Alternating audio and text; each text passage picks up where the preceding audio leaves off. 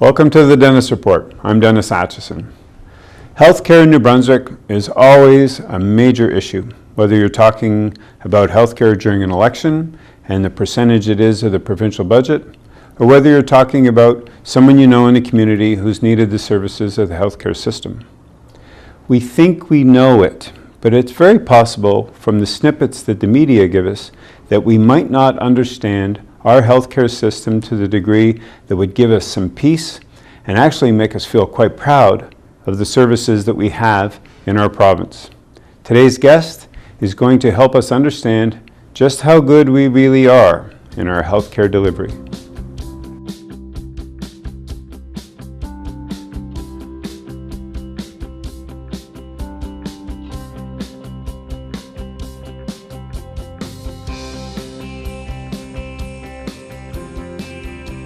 John McGarry is the CEO of Horizon Health Network.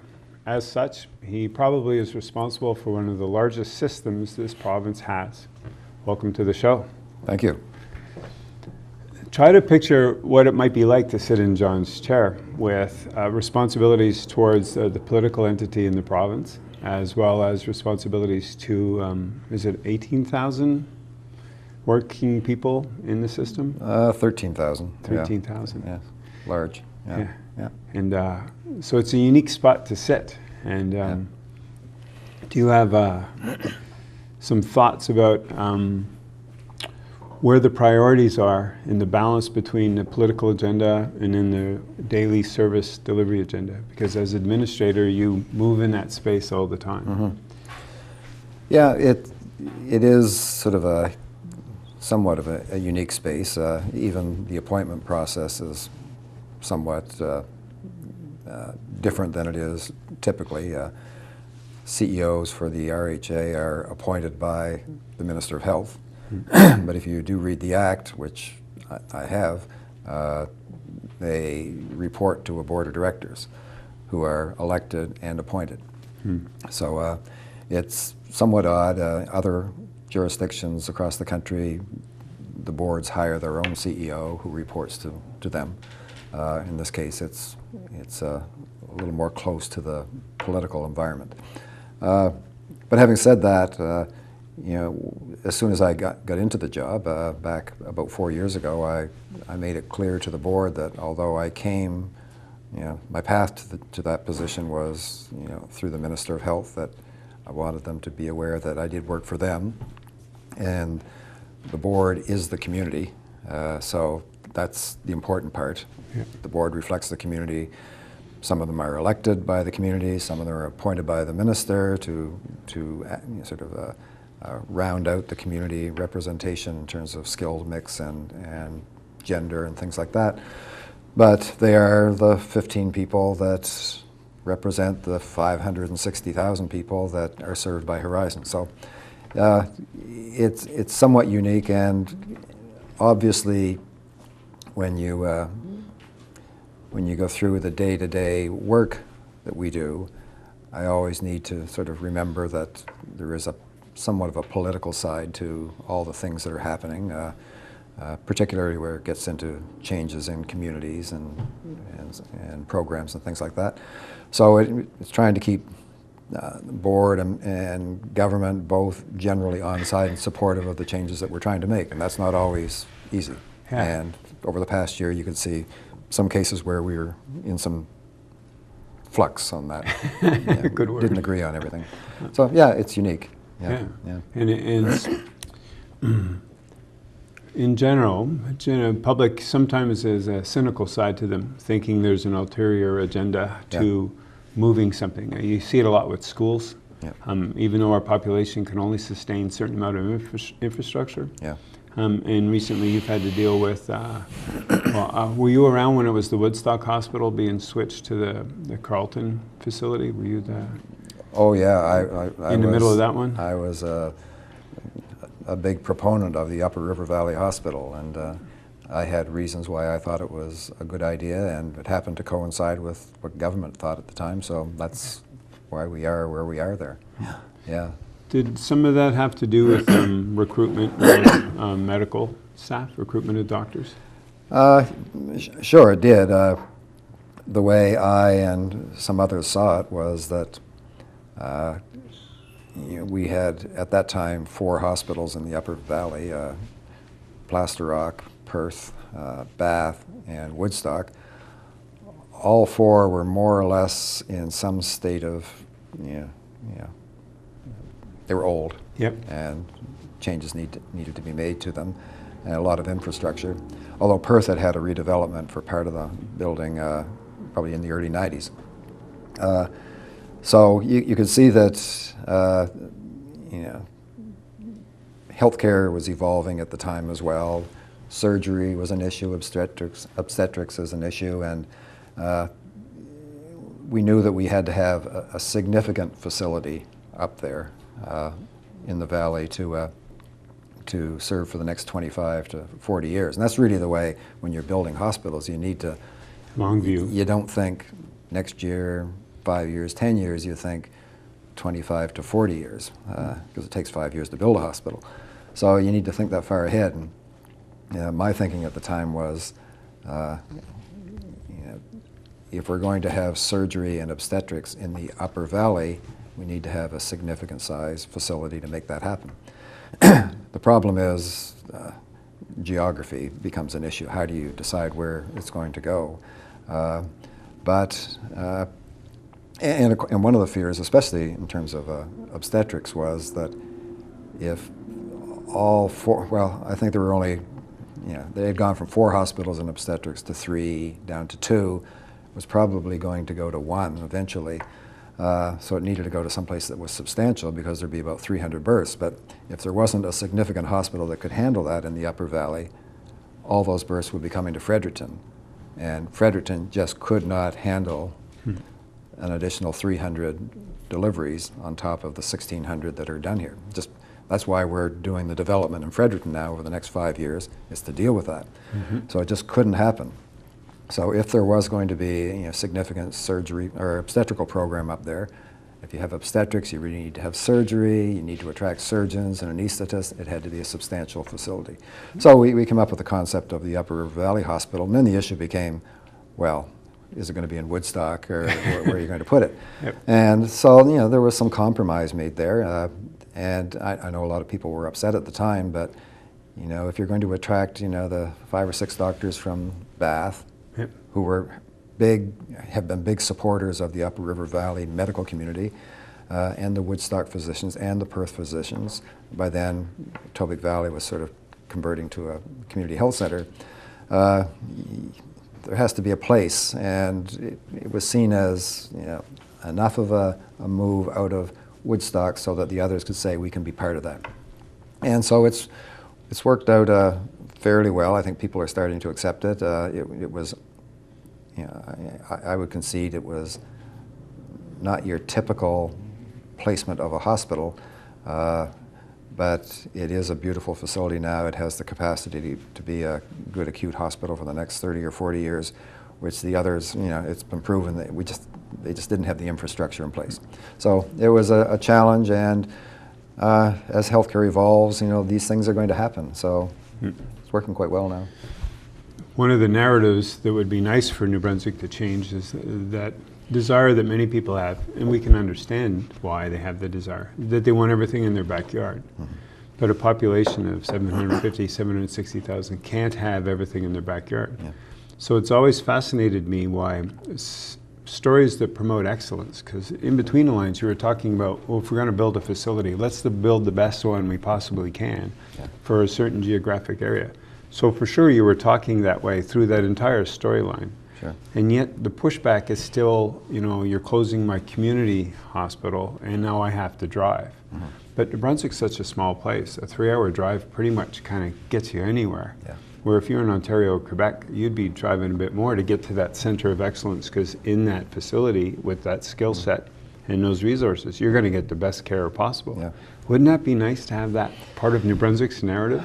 Yeah, instead of the other one? That is, that's at the crux of all of these issues. And I understand it and I appreciate it, that having a hospital in your community is, obviously it's good to have a hospital close. It you know,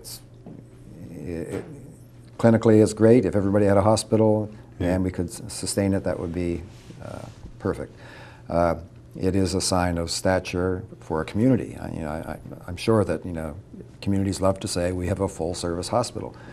And I imagine when they are trying to have businesses consider their own community for location, it's always nice to say we have a full-service hospital. You can get surgery here, you can have obstetrics here, your kids can be born here, full service. But the fact of the matter is that economics and practicality comes into that, and it's, you know, as you say, many people say to me, well, you've got to remember New Brunswick is a rural community, rural province. Well, it's rural, but it's not remote. You know, there is not, you know, this province is perfectly laid out for a regional hospital system. Yes. Only in this province can you be sitting in a regional hospital community, looking 1 hour that way and 1 hour that way, and see two more. You know, you really can. You know, you can't be more than virtually an hour away from a regional hospital. Now, people always say, well, what about those people that decide that they want to live in this community or in this part of New Brunswick in the woods? And I'm saying, well, people make a choice to do that, you know, and I understand that, but certain realities go along with that. And if we want to buy into that argument, then we'll be building a hospital in Dopetown, we'll be putting one down in St. George, we'll be putting one up in Shippagan and all those places. So, you know, it is an evolution, and frankly, beyond the clinical side of having a hospital, which is nice, and the stature that goes with it, the other issue undoubtedly is jobs. And I recognize that hospitals in most of New Brunswick communities, even all of them, you know, it's a good job to have. You know, they're well-paying jobs. You know, they're union jobs, and many of these communities, you know, from the local politicians, it's their husbands, their wives, their daughters, their sons, their nephews, their aunts, their cousins work at the hospital. So it's a big thing for them. But I've always taken the position that, you know, I understand that, but my job and our job is not economic development. That's somebody else's job. And you can deal with government on that. We need to make the best decisions for health care. We need to look 20 and 25 years down the road so that we can have it sustainable. And, you know, to keep it the way it was 10 years ago, let's go back 10 years ago or 15 years ago, you wouldn't attract the kind of specialists that we're bringing to New Brunswick in that kind of a system. So if you want to be attractive to cardiac surgeons and oncologists and neuroradiologists that we're trying to attract here, you need to invest in those programs. There's only so much money to invest, and you know, we're at the point now where we invest new money, we really have to disinvest in old money that doesn't work quite the same way. And that's where they get caught in it. And I appreciate it, I understand it, I have total empathy for the situation, but economic development is someone else's issue to deal with, and we need to really always focus on what's best for the patients as a whole. And again, the province is laid out absolutely perfectly for a regional hospital system. You know, you can't be more than, 98% of the population is within an hour of a hospital, a regional hospital, so there's a lot of opportunities that would go with that. And if you were a business person, which I'm not, obviously I'm a public servant, but if you were an Irving or a McCain, you'd try to put your plants in places where you wouldn't put them everywhere, you make some choices about it. And a lot of things go into those decisions. And but it's tough when it's public service and when it's changing what's been 50 years of history in a community and jobs. And I understand that, and we move forward through that. And that's mapping out one of the good stories that New Brunswick has that we never hear about, rather than media in general will portray a conflict model and will show pro and con, or as if everything's black and white, and it's much more complex. You've just given us an excellent example of what your job is like, because you just described the intersection of several agendas, and then also a longer term vision for how we can move forward. And that's something that's really good for the province, because we do have these centers of health excellence. We do have a regional distribution that works to our advantage. So a nice analogy to slide it to, if it was a business case, you'd be making a good business case for it. And you know, it's not just about small communities and their hospitals and programs. You know, we have issues to face even in our big city hospitals. Our version of big. Our version of big. Fredericton, Moncton, and St. John. You know, we have some programs there that we've got some tough questions to answer in terms of, should we have vascular surgery in 3 hospitals where there's so little of it in each, or should we be consolidating it in fewer than 3, down to 2, down to 1? Thoracic surgery, hepatobiliary surgery, neonatal care. We've developed a system, we've inherited a system that's sort of built up locally, and now suddenly when it's run regionally, or sort of horizon, I'm always going through these issues with my senior team about, wow, you know, we're going after the same talent in 3 of our own cities, and you know, shouldn't we be making a decision on this? Especially if there's an elective nature to the elective, or not an emergency nature to the issue. You know, ERs are an urgent issue. You got to have them close. Yep. But when you get into things like, orthopedic surgery and liver surgery and other kinds of surgery, you don't have to have it within 20 minutes. You have to be able to get to it in a reasonable length of time, in a safe period of time. So that gives you an opportunity to say, well, maybe we should go from 3 to 2 and sort of consolidate our resources so that we're not all going after one of 12 graduates in the country that's available to the whole of the country, and we're trying to, 2 of our cities are going after the same person. Yeah, out of a population of 760,000, from the perspective of the candidate, they'd be wondering, why can't they get their act together? Well, we do, in New Brunswick, and I'm going beyond Horizon here, but in New Brunswick we do orthopedics in 8 hospitals in New Brunswick. Nova Scotia does it in 4. Why we do it in 8? Because, orthopedics, 95% of it is hip replacements and knee replacements and things that, you schedule. And yes, you need surgery, and there's broken hips and all of that.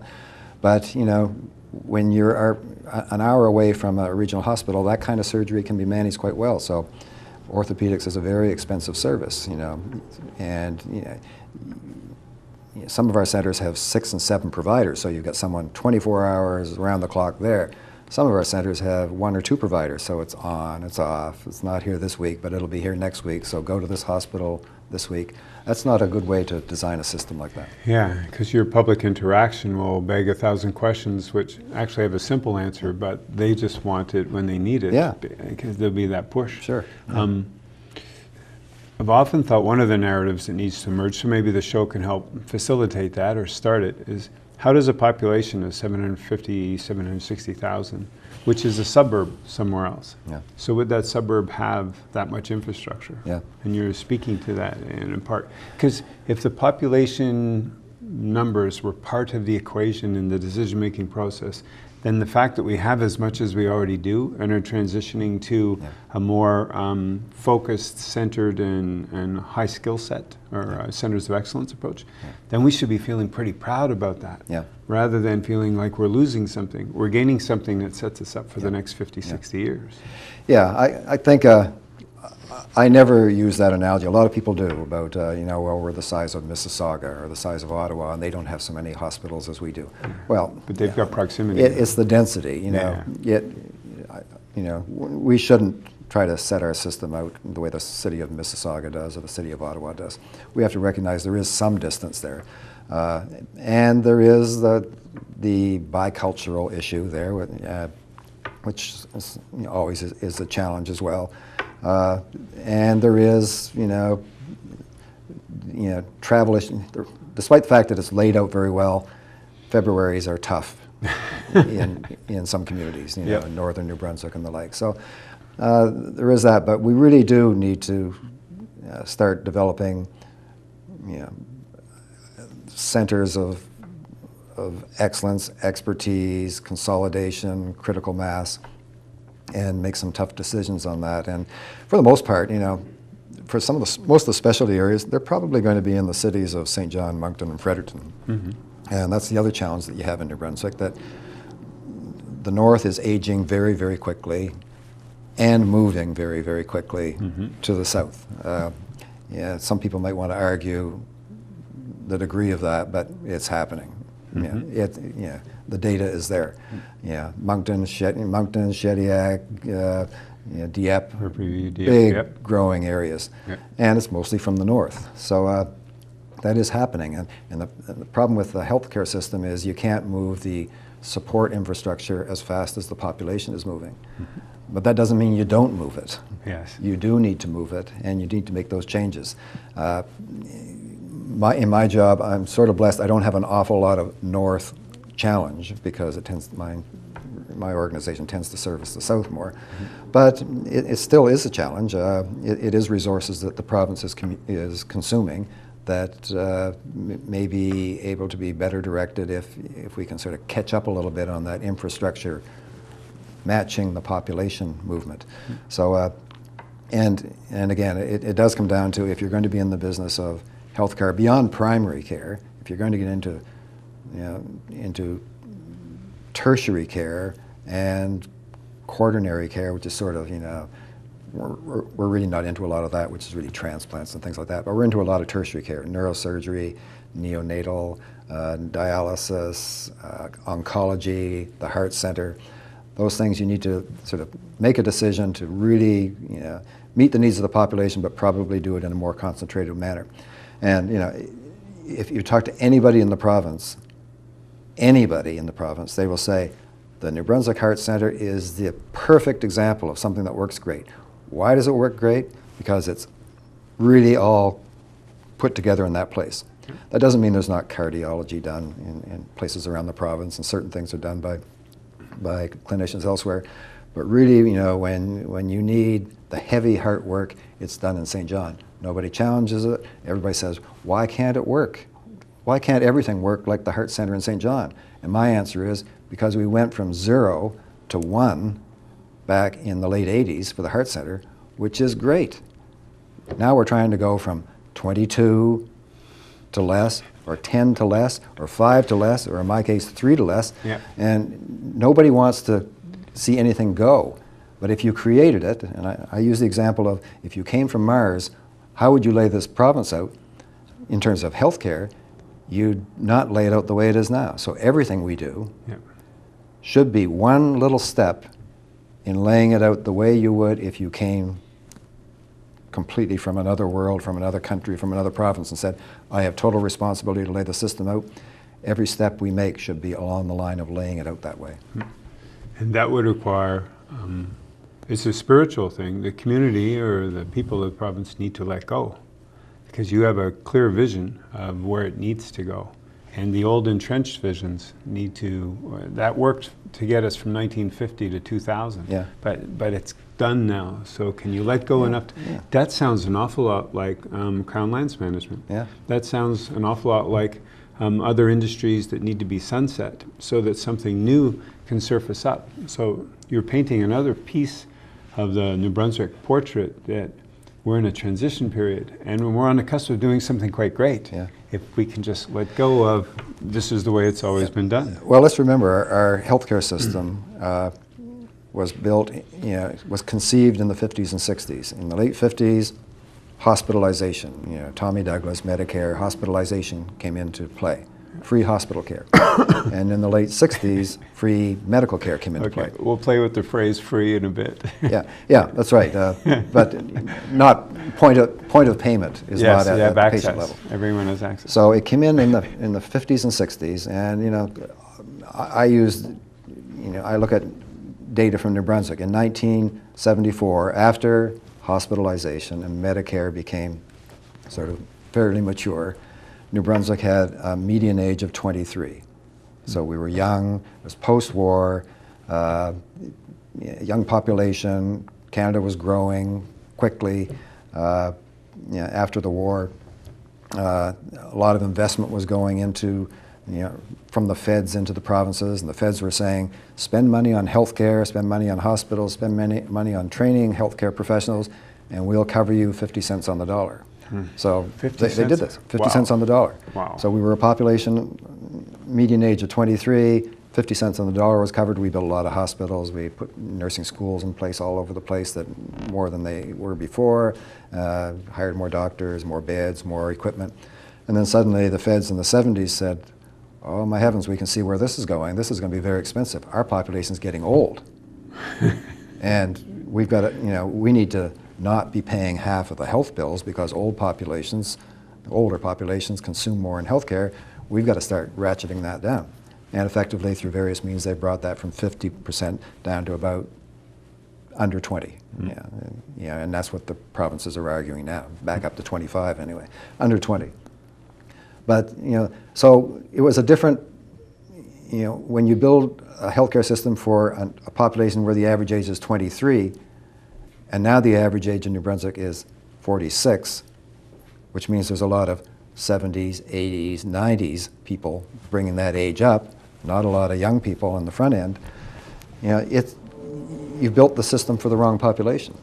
It used to be you built hospitals and you had babies and I did lots of easy surgery and basic stuff and all that. And now we need oncology, cancer treatment, cardiac treatment, chronic care management, because when you're 70 and 80 years old, you have a lot of things happening to you that never happened to you when you were younger. So we've got to change the system for that. So that means, again, you have to, unless government has unlimited money to fund those new areas, which I think we would agree, everybody would agree they don't, you've got to disinvest. You've got to stop doing something. You've got to stop doing basic surgery in some small hospitals so that you can provide 50 extra cardiac surgeries in the large hospital. That's probably more important. And I'll use the case, St. Stephen's going through this now we've taken surgery out of St. Stephen. Yep. So, last year 65 people had surgery done in St. Stephen locally for their appendix or whatever like that. Good. But it cost us $500,000 a year to run that. So that $500,000, if you redirect it into the heart center, the average open heart surgery is about $40,000. So we could do 12 to 14 more people for open heart surgery under the time frame when they should have it done, within 30, 60, 90 days. We could get at them sooner. Probably that's a better value for the population, that 12 people might have their lives saved or lives altered drastically by using that $500,000 in a different fashion. And yes, we'll still deal with the appendixes and the things that are done in St. Stephen, or from Sackville or Sussex or Perth Andover, the smaller hospitals that used to do them. They can still be done. They get scheduled by the surgeons. They get priorized in terms of who needs to be done first. So that'll still work out. But isn't it better that people aren't staying at home with shortness of breath and not able to have a life, are able to have their knees or hips fixed faster? Yep. That's a better use of the dollars for the population. But it does involve giving something up locally in order to get something provincially. And that's part of our job, is to try to take that bigger view. Great. This is a great place for us to pause. We'll be right back with John McGarry from Horizon Health, CEO. We're going to take a short break for a couple of community announcements.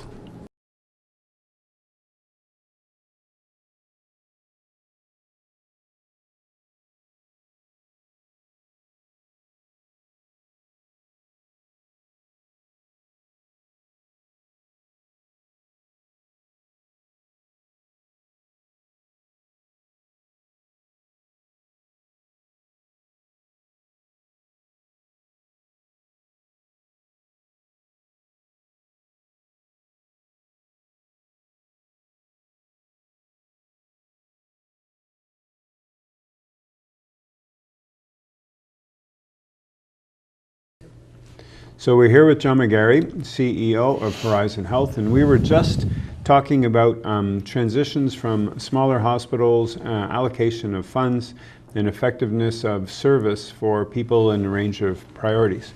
And John was gently touching on, if you take something away from a community, like what some surgeries have shifted to the St. John Regional from the St. Stephen one, there is still a need back in St. Stephen for some of those surgeries. Absolutely. And earlier when you were talking too about regional health centers, I suspect there'd be some watching the show going, yeah, but what about us? Because we've lost our community hospital. So what is the complementary plan from the regional health centers? Yeah. And it's a great point about how close we are to all of that. To those people in their community. Is it community health centers? Is that where the 80% or 90% of what people need is satisfied by that delivery model?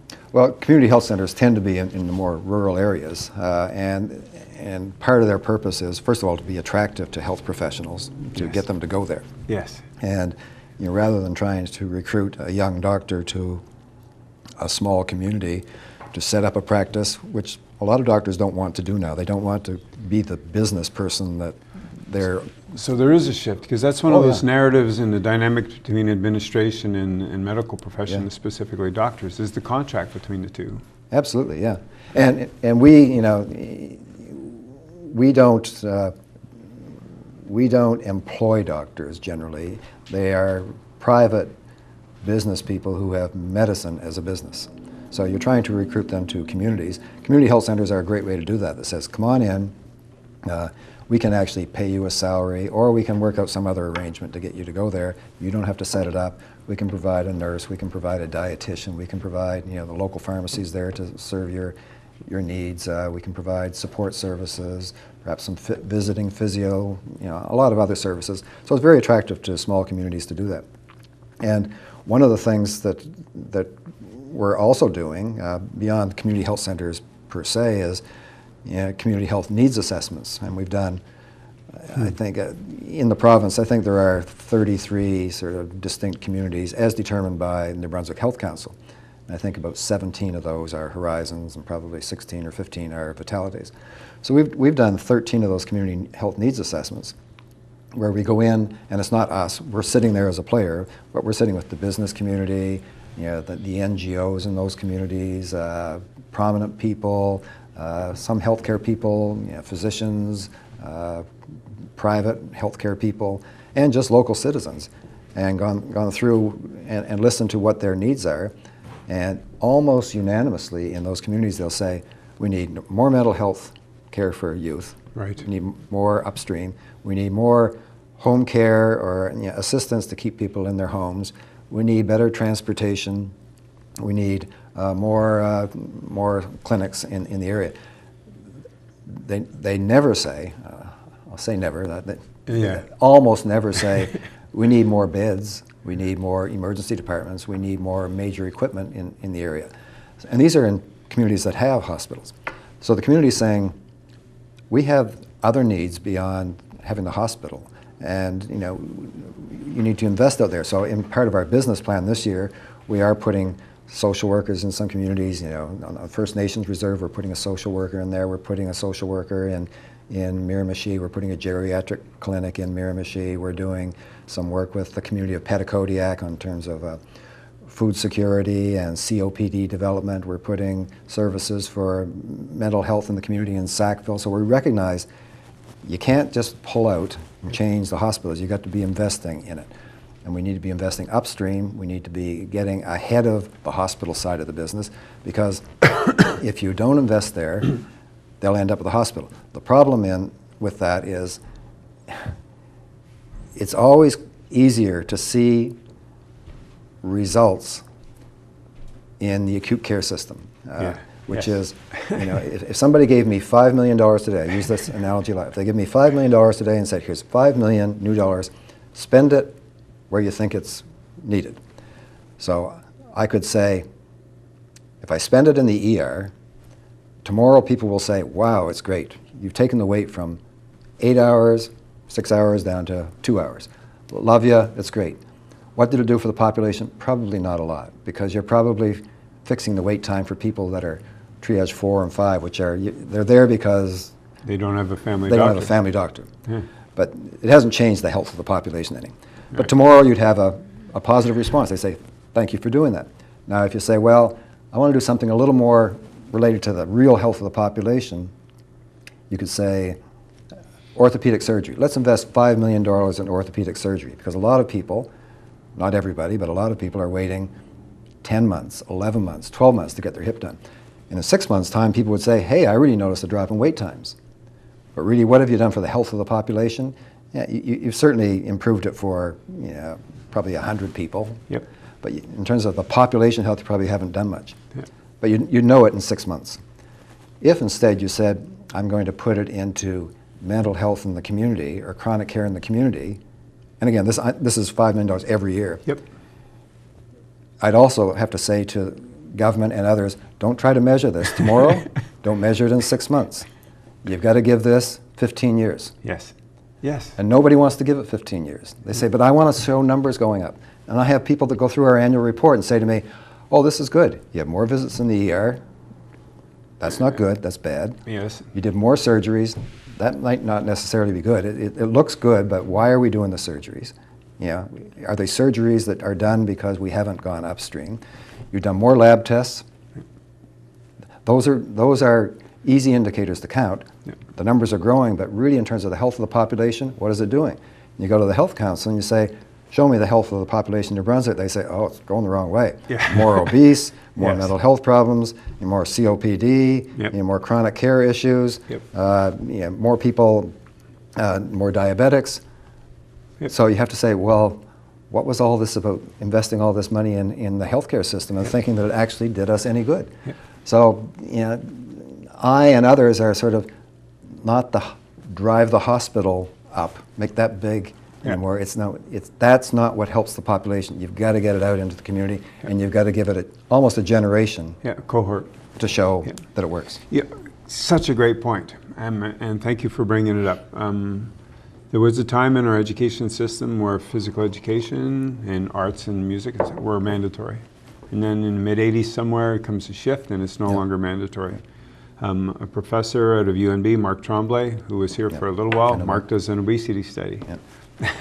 And New Brunswick's, with the 35-year-olds who were the cohort that didn't have mandatory physical education and diet and stuff.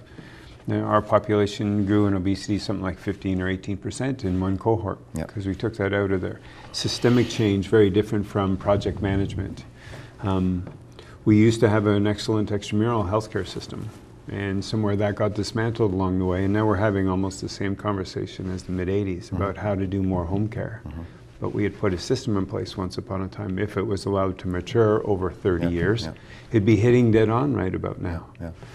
So, and a third piece of that, maybe it fits, maybe it doesn't for you being comfortable, and if you say, no, I don't want to go there, is that the population being responsible for their own well-being. Well, I want to go there, absolutely. If you want to reduce healthcare costs, then get in shape, go for a walk on the trail, stop drinking soda pop, and shift your diet around. Simple little things. That never comes up in our narrative. It's like that healthcare system needs to be there for me. And the flip of that is, and take care of yourself so you really don't need it as much as what you're doing. Absolutely. And I think that is the ultimate challenge.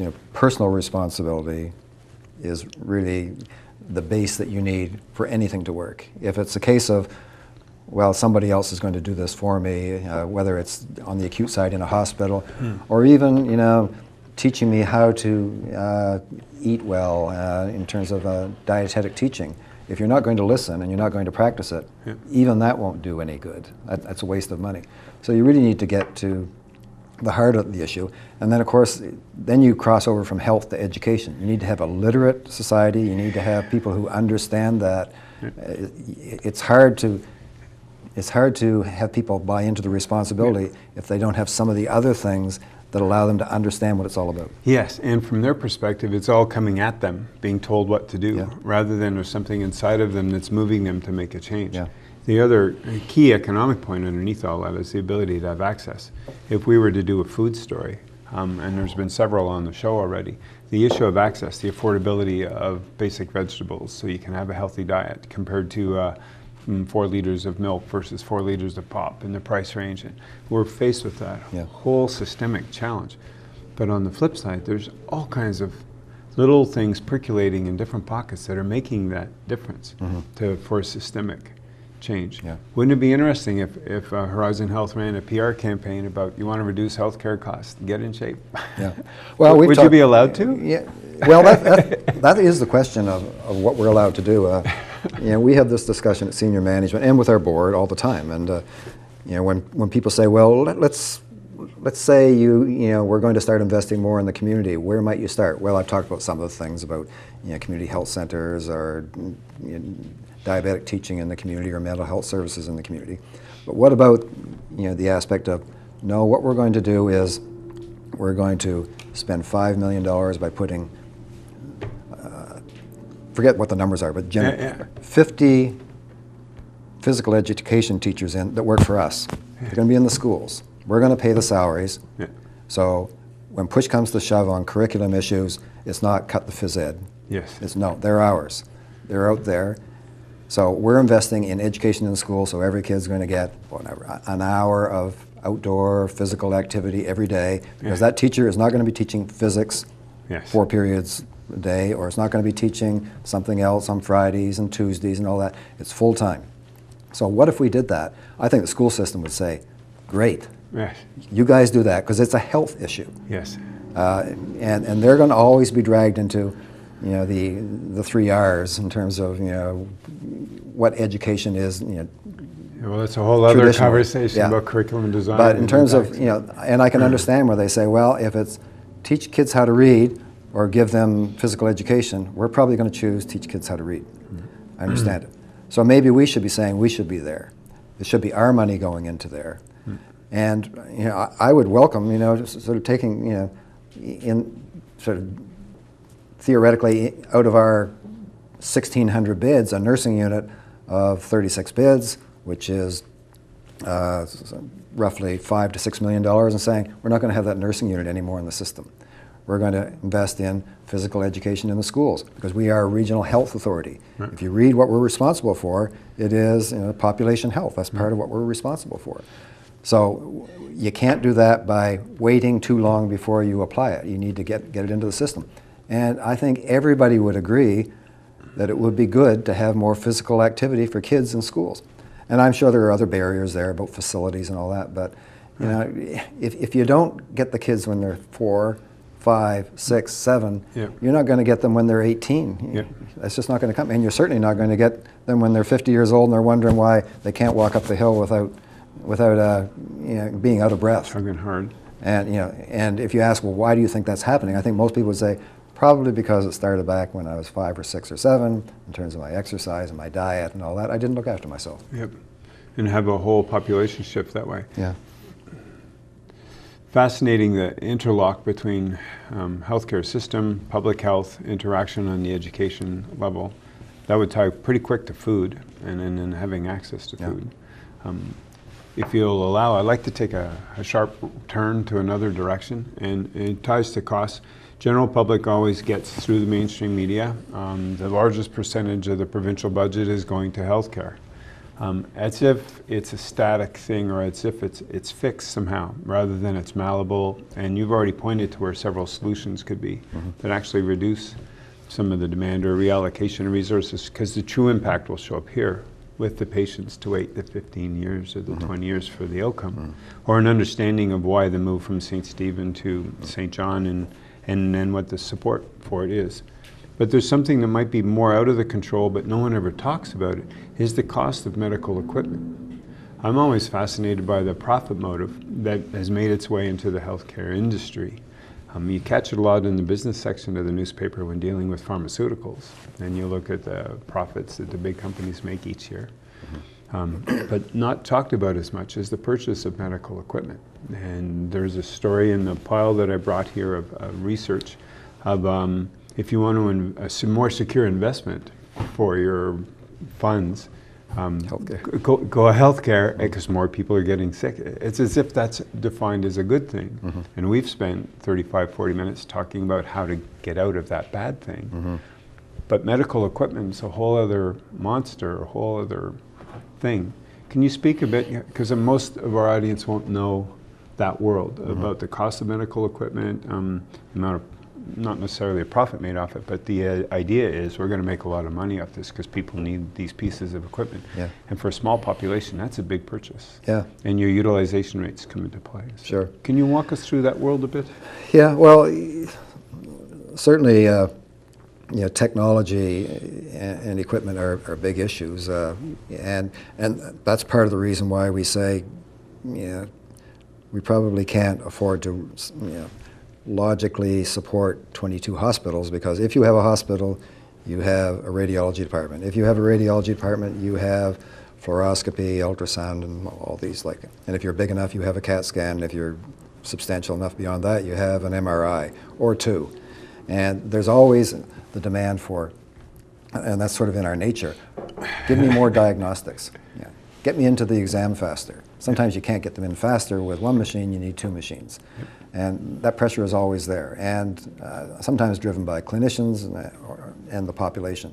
And politicians really they like buying equipment. And frankly, as a hospital administrator, I like buying equipment too. It is the fun part of the job, to go out and get a new MRI and set up the room and cut it and then start doing more. But it is very, very expensive. But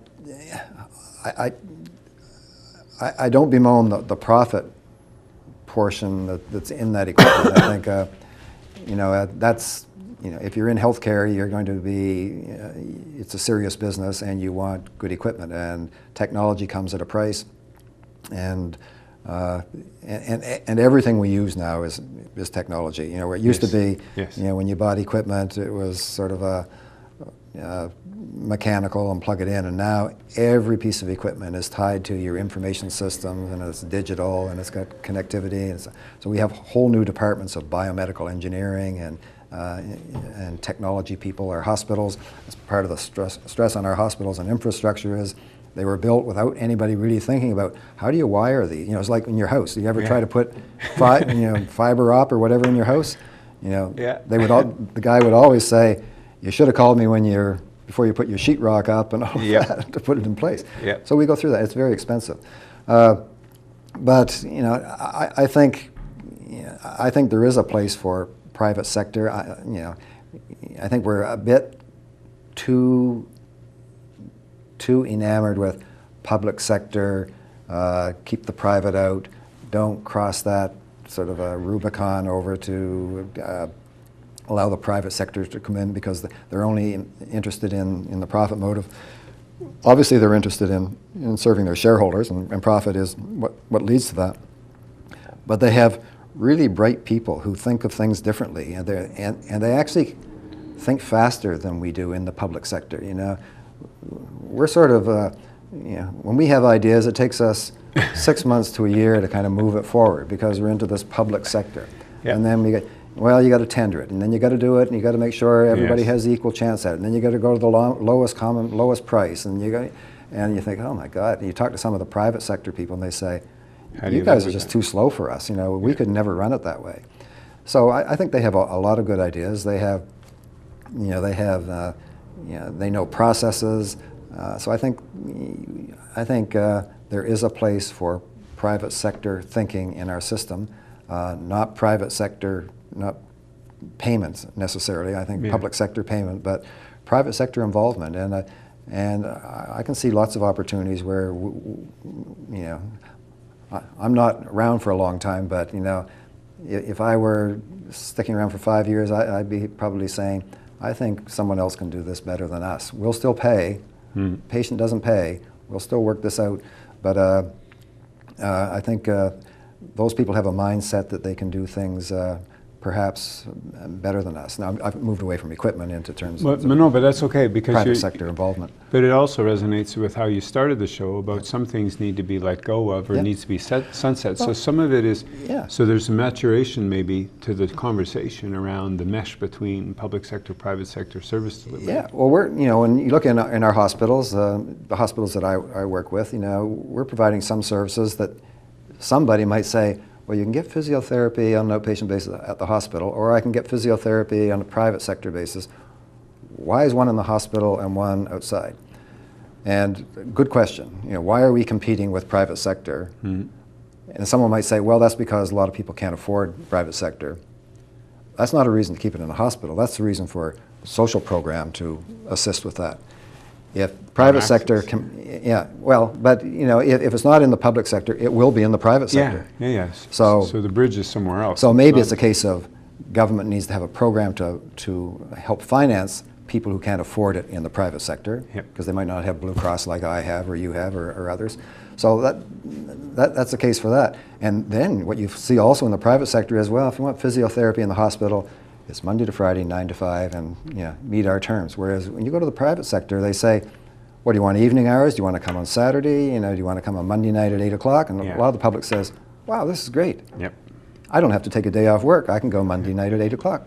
So we have to say, why do we have certain services in the hospital sector competing with the private sector? We have physiotherapy, and some of it is required because it relates to the inpatients in the building. You need it. Yes, yes. Physiotherapy. We have audiology. We have speech therapy. We have dietetics. We have occupational therapy. And all of those have private sector players out there as well. And in fact, some of our people moonlight.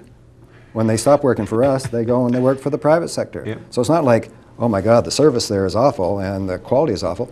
It's not. It's very good. So we have to sort of ask our questions about, why do we do that? Why do we say that, up until now, all lab work has to be done in the hospital? And now we start to have people saying, well, we'll do it over on the north side of Fredericton, $12, you don't have to pay for parking, you come on over, you can come on in at any time of the day and get it done within 10 minutes, or you can go to the Chalmers, you can pay for parking, you can get in line, take a ticket, onto another ticket, wait 2 hours, get your service. And I'm saying, God, I'll pay the $11 and get it done very quickly. Yep. And who's doing the actual technical work? It's us. Yes. It comes to us, our media, our equipment, our vessels that transport it. Yep. So you think, well, there's a lot of opportunity for private sector to get involved. Again, then you come into, well, now we see you're trying to reduce union jobs in the public sector. Well, okay, but we're also trying to create... Expand service, too. Expand service, but also create, perhaps, a private job in the private sector, where none of your taxpayers' dollars is going to it. It's being financed, in some other fashion. So, good point. Yeah, we have about 3-4 minutes left. You've sat in such an interesting place, and thank you so much for sharing what you've done. Great insights, great depths for our audience to catch and learn. Be nice to finish on a note where New Brunswick often doesn't hear how good we are. Yeah. And you sit in a spot where you would know how good we are in something. So in 3 minutes, can you say, look, we do this really well, we do that really well. Yeah. We should be proud of the things that we've done, just to give it that. Well, yeah, we do. We have some terrific clinical services in New Brunswick that compete with everybody. Doesn't matter if you're Toronto or Vancouver or whatever. The Heart Center is an absolute gem in New Brunswick, and it is the one service that I recall one letter complaint I got about the Heart Center, and it was about not a big issue at all. It was a little communication issue. So we do that very well. Extramural Hospital, I know you talked a bit about that in terms of it seems to have sort of lessened its impact. We have a fabulous home care system and a lot of potential to grow that, and I think we should be investing more in it. I think there's an awful lot more we can do at home or sort of in between home and the hospital in terms of sort of into the community. So I think that's something that's done very well. I think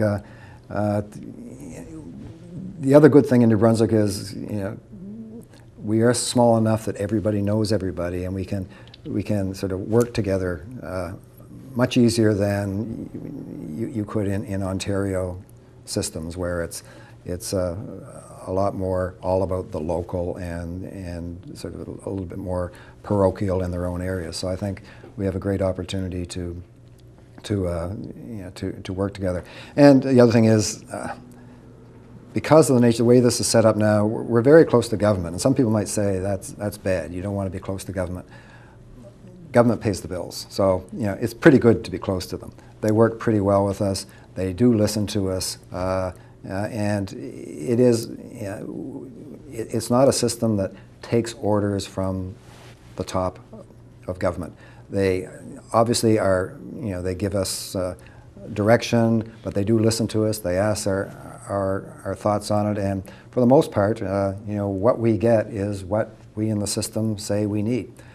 There are always challenges with that, but I think the communication and the workability of the health system in New Brunswick it's just nice to be small enough that that we can work together more than some other provinces do. So I think there's great potential, but there are great people in the healthcare system. I think small town people, and that's what we all are, whether you're Moncton or St. John, you know, when they're looking after their friends and family in hospitals, it's more like home than it is in some of these big cities where nobody knows everybody. So that's the good thing. But you know, we don't have to play second fiddle to any clinical programs across the country. We really, you know, we have it all, and we have a lot of potential to improve it. Yeah. Thank you for that. Okay. It was a wonderful conversation. Okay. Good. All right. Good. Yeah. So to sign off, go ahead. No, that's great. No. Great. So to sign off, thank you for watching the program, and thank you, John, for bringing us depth, range, and passion about our healthcare system. The program is also posted on YouTube, The Dentist Report, and on my website, dennisatchison.com. We hope you enjoyed this program, and I hope that you become a sponsor of the program through Patreon, which you'll find on my website. As always, be good, have fun, and love each other.